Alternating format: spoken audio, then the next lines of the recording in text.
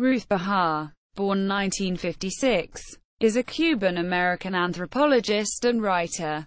Her work includes academic studies, as well as poetry, memoir, and literary fiction. As an anthropologist, she has argued for the open adoption and acknowledgement of the subjective nature of research and participant observers' life and work. Behar was born in Havana, Cuba in 1956 to a Jewish Cuban family of Sephardic, Turkish, and Ashkenazi Polish and Russian ancestry. She was 4 when her family immigrated to the U.S. following Fidel Castro's gaining power in the Revolution of 1959. More than 94% of Cuban Jews left the country at that time, together with many others of the middle and upper classes. Behar attended local schools and studied as an undergraduate at Wesleyan University, receiving her B.A. In 1977, she studied cultural anthropology at Princeton University, earning her doctorate in 1983. She travels regularly to Cuba and Mexico to study aspects of culture, as well as to investigate her family's roots in Jewish Cuba. She has specialized in studying the lives of women in developing societies. Since 1991, her research and writing have largely focused on her native country, Cuba, which she left at the age of 4. Her parents had family that had been there since the 1920s. Her research on the dwindling Jewish community in Cuba is also the focus of her film, Adiós Querida, 2002. It featured camera work and editing by her son Gabriel Fry Behar. Behar is a professor at the Department of Anthropology at the University of Michigan in Ann Arbor. Her literary work is featured in the Michigan State University's Michigan Writer Series. A writer of anthropology, essays, poetry and fiction, Behar focuses on issues related to women and feminism. Her personal life experiences as a Jewish Cuban-American woman are frequently an important part of her writing. Her dissertation, 1983, based on her first field work in northern Spain, became the basis for her first book. Her second book, Translated Woman, 1993, was based on 10 years of fieldwork in a rural town in Mexico. Her book, The Vulnerable Observer, Anthropology That Breaks Your Heart, examines the role that the personal can play in ethnographic writing and generated controversy.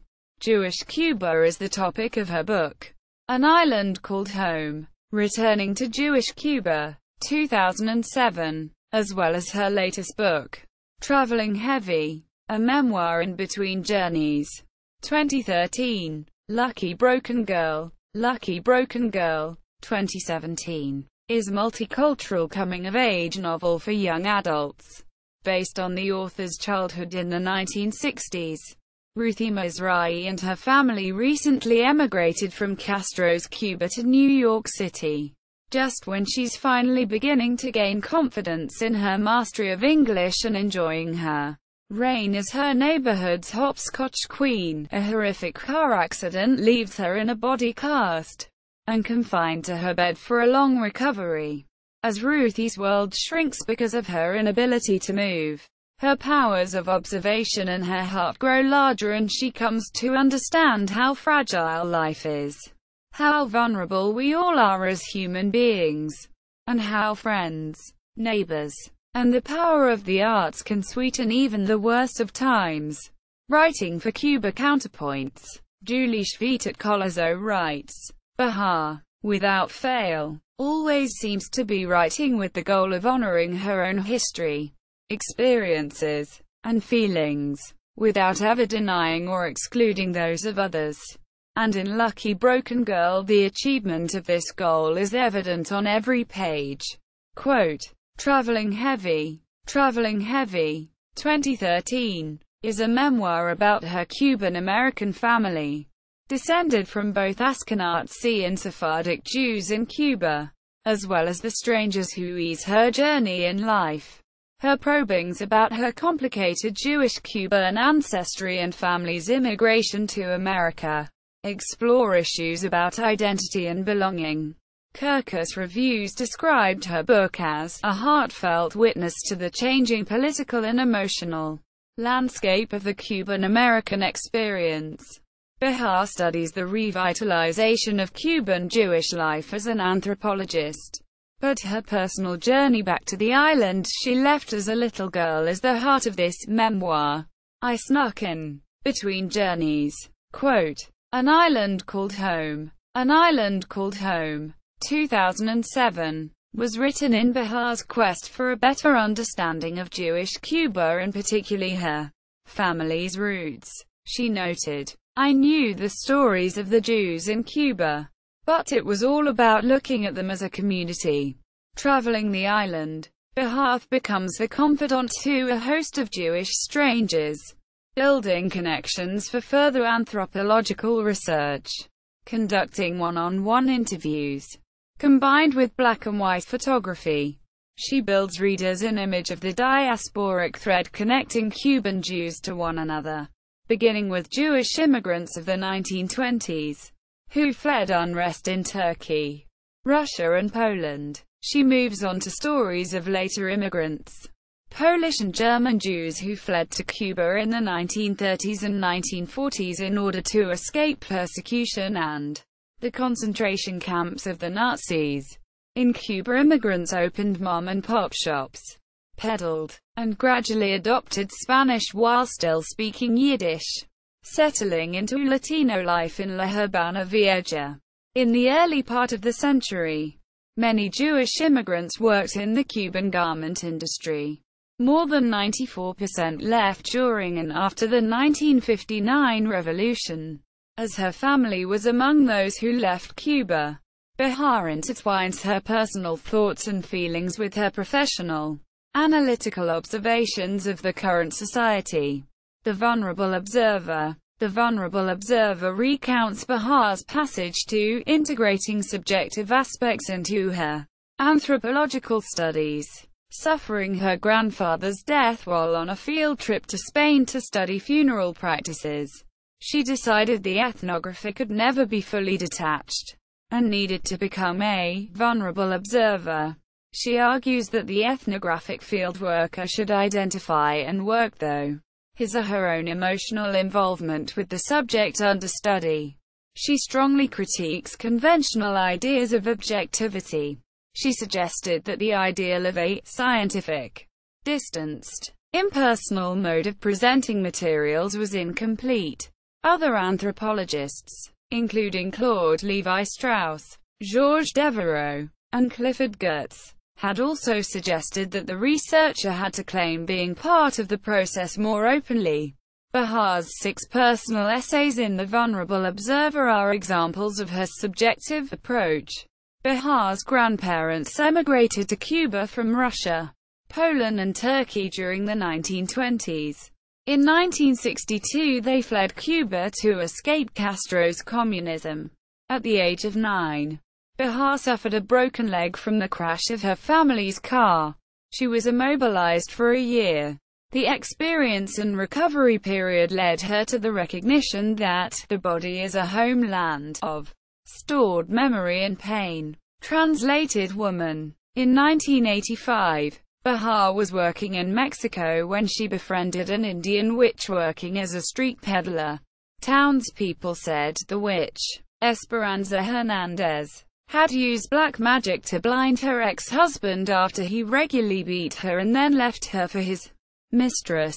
Behar's portrayal of Esperanza's story in Translated Woman suggests she alienated her own mother, inspiring Behar to portray Esperanza as a feminist heroine. Esperanza claims she found redemption in a spiritualist cult constructed around Pancho Villa. She blamed pent-up rage about her husband and life as the reason for the deaths in infancy of the first 6 of her 12 children. Esperanza's rage led her to beat up her husband's lover, throw her son out of the house, beat a daughter for refusing to support her, and disown another son for having an affair with an uncle's ex-mistress because she considered it to be incestuous. Behar reflects on her own life and begins to think that her Latina gringa conflicts result from a feeling of loss after having tried to model herself according to the American dream, thus losing some sense of her Cuban-Jewish family's past in that island nation. Esperanza's Odyssey examines physical borders, margins and separations. Translated Woman contributes to the feminist argument that studying women in anthropology has been undervalued due to traditional academic prejudices that view women-centered analysis as too personally biased. Awards and honors. In 1988, Behar was the first Latino woman to be awarded a MacArthur Fellowship. In 2011 she gave a Turkey Agora lecture. Selected bibliography. Books. The Presence of the Past in a Spanish Village. Santa Maria del Monte. 1986. Translated Woman. Crossing the Border with Esperanza's Story. 1993. Second edition. Beacon Press. 2003. ISBN 978-08070-46470. Bridges to Cuba, Puentes a Cuba. Editor. University of Michigan Press. 1995. ISBN 978-0-472-06611-7. Women Writing Culture. Editors Ruth Behar. Deborah A. Gordon. University of California Press. 1995. ISBN 978-0-520-20208-5. The Vulnerable Observer. Anthropology That Breaks Your Heart. Beacon Press. 1996. ISBN 978-0-8070-4631-9. An Island Called Home. Returning to Jewish Cuba. Rutgers University Press. 2007. ISBN 978-0-8135-4189-1. The Portable Island. Cubans at Home in the World. Editors Ruth Behar. Lucia M. Suarez. Macmillan. 2008. ISBN 978-0-230-60477-3. Traveling Heavy. A Memoir in Between Journeys. Duke University Press. 2013. ISBN 978-0-8223-5720-9. Film. Adio Querida. Goodbye, Dear Love. A Cuban-American Woman's Search for Sephardic Memories. 2002. See also. Cuban-American Literature. List of Cuban-American writers. Personal website. Adio Querida. A Cuban Sephardic Journey official website. Gabriel Fry Behar. Website.